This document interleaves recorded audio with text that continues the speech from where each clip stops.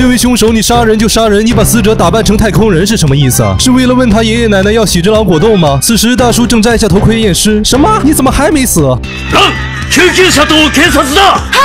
本次的凶手也是智商爆表，没有留在犯案现场等着被抓，而是直接驱车逃走。就目前看来，这是一起再简单不过的杀人未遂案。但柯南却总感觉被害人有些不对劲。之所以挨了一刀还没死，是因为胸口的烟盒挡住了刀子。不对，明明吸烟有害健康啊，这怎么还能救了他一命呢？这件案子还有蹊跷。果然有柯南没意外，半小时后，警方在山崖下发现了凶手的尸体。此人竟是在逃命时操作失误冲下了山崖，这也太扯了吧！刚刚众人要追击凶手时，还发现车胎都被他扎坏了。这么心思缜密的人，怎么还能手忙脚乱把自己害死呢？此时柯南回忆起自己之所以出现在此地，是因为死神三人组外出车子故障，而山上又起了大雾，所以只能借宿在山上这家公司。不要过来！你不要过来啊！这家公司的社长就是椅子上那位太空人，而对社长行凶之人，则是公司的核心骨干中分哥。之所以社长会被打扮成太空人，其实是因为这是公司研发的最新款的按摩椅，而设计者正是刺伤社长的中分哥。这么看来，极有可能是社长为了霸占中分哥的研究成果而演了这出戏。但转念一想，让中分哥以为自己杀了人，并在其逃跑时利用山间的浓雾导致他出车祸，这样的杀人手法成功率也太低了。突然，柯南注意到路边的反光镜好像有点不对劲，瞬间柯南断定这并非事故，这绝对是一场精心设计过的谋杀。被人刺了2刀，还被打扮成太空人，这么憋屈的死法，柯南也是头一回见。而监控也拍得很清楚，就是中分哥持刀刺向了太空人。而画面一转，开车逃命的中分哥竟被人在山下发现了尸体，死因竟是开车操作失误冲下了断崖。柯南瞬间感觉这件案子没那么简单。此时，柯南发现道路拐角有一个反射镜，而且警卫讲到，好像镜子的方向和白天相比有一些偏差，可能这个镜子就是导致中分哥死亡的真正原因。下一秒，柯南假传毛利圣旨，命令警卫去调查一下车子的刹车是否失灵。果然，在检查过后，汽车的机油已经漏光，或许就是因为这个而导致的刹车失灵。此时，众人回到了公司，社长称自己在房间装了监控，中分哥的行凶过程全被自己拍了下来。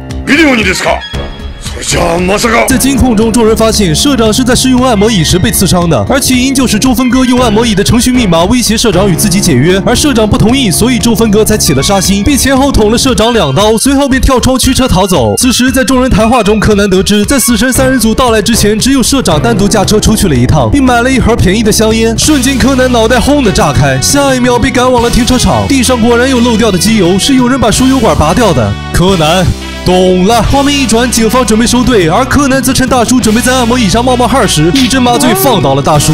嘿，来了！硬刀硬枪硬头皮，复杂的社会你给我去学习。你扮成太空人躺在椅子上，然后杀人于千米之外的手法已经被我看破了。其实我们都忽略了最重要的一点，为什么中分哥第2次刺出的刀子会那么精准的刺中胸口的黄色圆圈，并被下面的烟盒挡住呢？我想这一切都是社长大人你指使的吧？在一开始谈话时，你假借答应了中分哥的条件，得到了太空人按摩机的密码。然而在其转身离开时，你却对他说道，自己只是为了拿到密码假装答应条件，所以中分哥才会动怒刺向了你第1刀。然而在其准备逃走时，却突然被你叫住。我想对话应该是，你要不给我补最后1刀，那一会儿被杀的可就是你了。而中分哥身为按摩椅的设计者，很清楚胸口的黄色圆圈是心脏部位，所以第2刀便刺向了黄色圆圈。但他不知道的是，你已经在胸口上放了烟盒，挡下了这一击。之后，中分哥自以为杀了人，于是慌忙逃窜，准备开车下山。但当他来到停车场时，却发现车胎都被扎爆了。没错，扎爆车胎的其实并不是中分哥，而是你，社长。因为下午只有你外出买了盒烟，你切记，吸烟有害健康，会缩短你的寿命啊！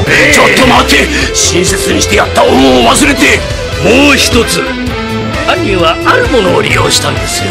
为了将中分哥害死，你只留下了一辆车胎完好的车，但你却把这辆车的机油给放光了，然后再将路口的反射镜调整角度，这样中分哥在开车下山时便会在大雾与反射镜的影响下，以为对面也来了车，于是慌忙躲闪，但脚下的刹车却早已失灵，所以中分哥才会冲下山崖。你有证据吗？这都是你的推测，小心我告你诽谤啊！哦，社长大人，我记得你自己讲的是没有同意中分哥的要求吧？所以你应该没有按摩机的激活密码吧？那为什么现在按摩机还能正常打开呢？